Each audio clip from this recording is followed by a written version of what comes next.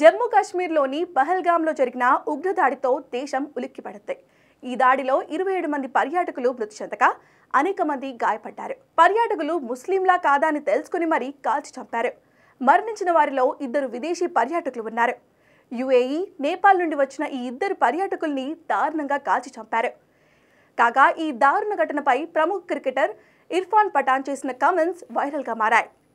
ఈ ఉగ్రదాడికి ముందు నేను పహల్గామ్లో ఉన్నానని, టెర్రరిస్టులకు దాడిలో ప్రతిసారి అమాయకులే ప్రాణాలు కోల్పోతున్నారని ట్వీట్ చేశాడు.